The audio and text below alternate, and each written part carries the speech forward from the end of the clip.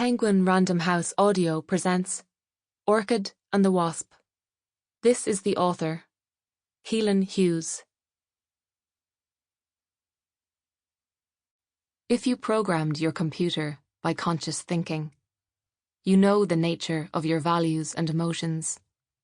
If you didn't, you don't. Ayn Rand.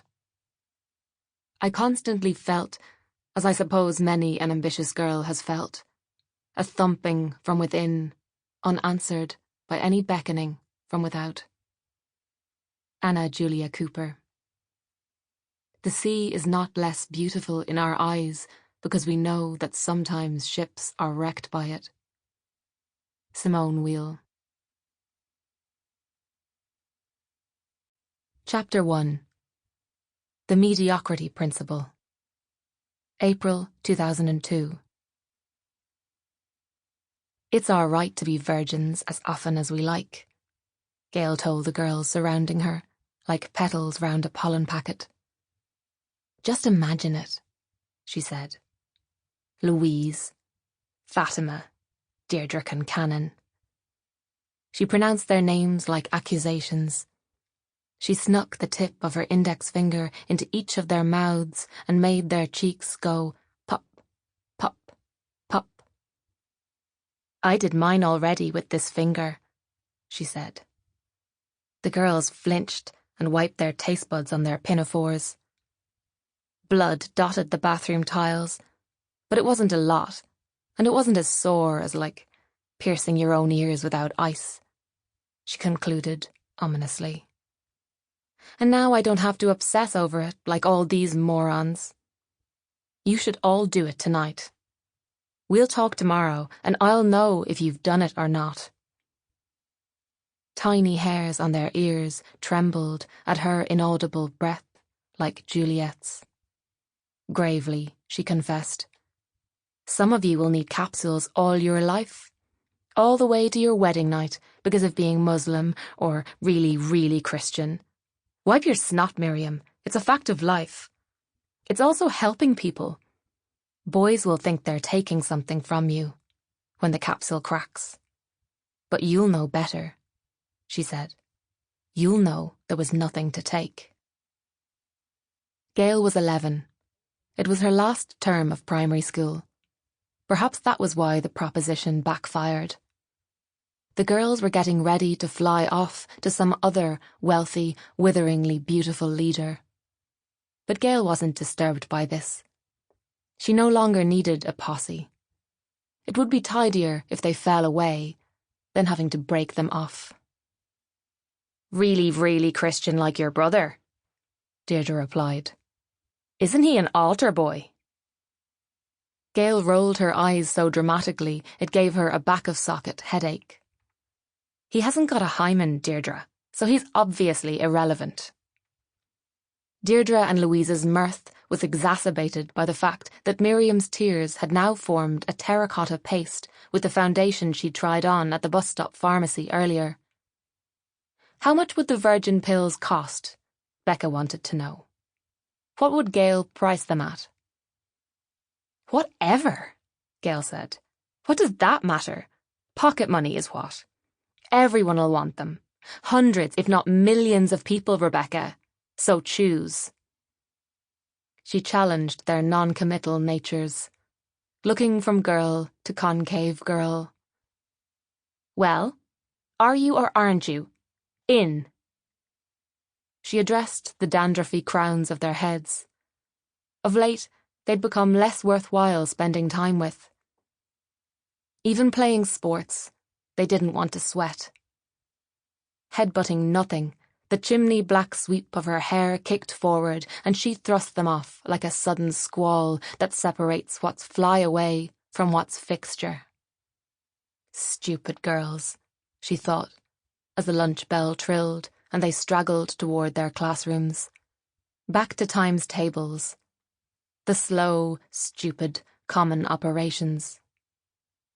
Turning her back on the blackboard, she took a bottle of Tipp-Ex from her bag and began painting her nails a corrective white. It smelled of Guthrie's bedroom. Acrid, concentrated, tissues fouled with paint from cleaning his brushes. Exoneration. Her little brother, the acolyte. On the 9th nail, she lifted her head from the fumes to find Deirdre Kincannon striding into the room alongside the guidance counsellor, who approached Gail's desk with a blob of tuna mayo in the corner of her puckered mouth, a mobile phone held out, and a polite invitation for Gail to take her depraved influence elsewhere. The number Gail dialed was familiar, though, as Mum was out of town, it was to be an unfamiliar fate. Jarlath had sent a car to collect them and take them to his work several hours ago.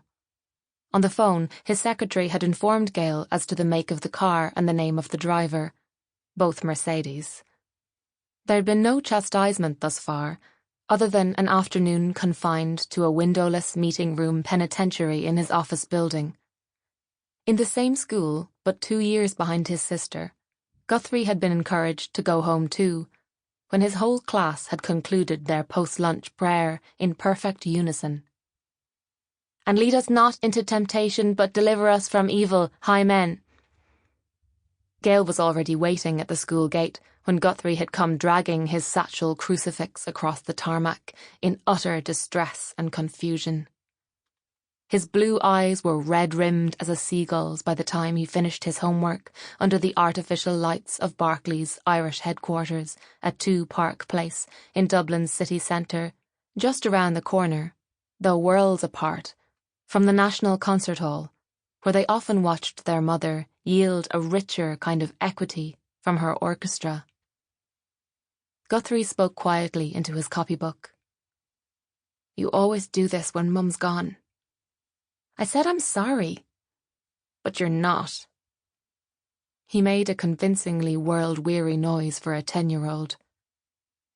Their mother was principal conductor of the National Symphony Orchestra, one of Ireland's 2 professional orchestras, with whom she gave some 100 concerts a year, on top of guest conductorships, where she might perform 8 shows in a week, hold interviews, benefits, meetings, recordings, travel, generally returning home prostrate. Gail searched for whys in the ends of her black hair. Absently, she said, "How was I to know my idea'd make all the sissies go berserk?" Guthrie's wispy beige hair kissed the polished pine table where he rested his head on his arm. He was slowly translating Irish sentences from his textbook with his left hand. He was a cithóg, a left-handed person, meaning strange one. Fadó, fadó. A long time ago, bhí leach mór an, ar a dochtar, Caoilinn. There was a great warrior, of the called Caoilinn. He stopped writing and let the pencil tip rest on the page like an Ouija board marker. After a while, he lifted it and moved it to a blank page where he began drawing Caoilinn in profile, sword brandished. It was a giant weapon with an intricate hilt. Guthrie gave his hero long, flowing locks and a chainmail vest and shin guards. When all the details had been filled in, Guthrie began to add squiggles all around the figure and wild loops in the air. Childish in comparison to Caoilinn's frenzied expression. "Are they clouds?" Gail asked. A barely perceptible shift of his head. "Trees?" "Waves," he said softly. "Wait." She considered the sketch anew. "He's in the sea, with those heavy clothes on." Guthrie exaggerated the hero's grimace and drew a twisted cloak in place of saying yes. He strengthened the line of the chin and the nostril brackets for defiance. "He's fighting the ocean." Watching the pencil go, Gail wondered at this. Caoilinn battling the humongous Atlantic. An invisible duel in slow, deliberate motion. Had he no mind for reward, or reputation should he win, or rescue should he lose? Maybe he was just proving something to himself. Sample complete. Ready to continue?